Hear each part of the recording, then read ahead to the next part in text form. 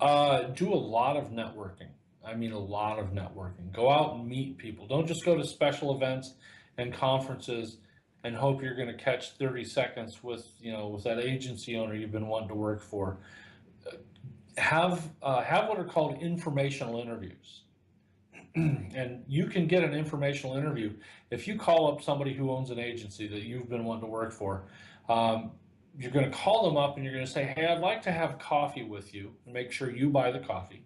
I'd like to have coffee with you to learn more about you, to learn more about your agency, how you got started, how did you break into the city? And people are happy to have those conversations. If you call them up and say, I'm looking for a job, can we talk for a little while? Nobody wants to have that kind of conversation. You're coming across as either desperate or somebody who's trying to short circuit the system or just a nuisance.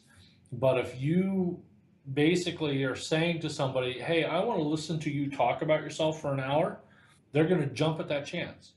So you're going to have the informational interview, take notes, at least look like you're taking notes because it shows interest, have a list of questions based on smart research that you've already done. And when you're done talking to them, after you thank them for their time and to have purchased their coffee, ask them one more question, and that is, who else do you think I should talk to?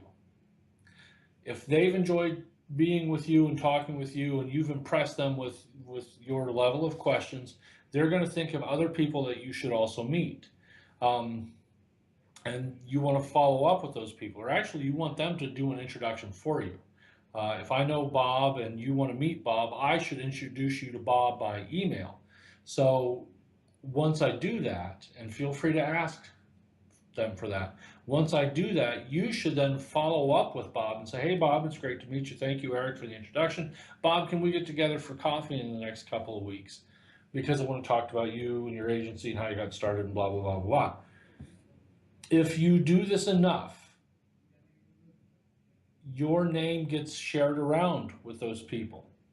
Bob will call me later and say, hey, thanks for introducing me to Scott. He's a great guy and I wish I could hire him. I couldn't, but I know somebody who has a job opening and I made an introduction for them. And I have known people who do this kind of thing and end up with some kind of offer of something. Internship, job offer, freelance work, another introduction somewhere else. I've seen it happen enough. I've done it myself.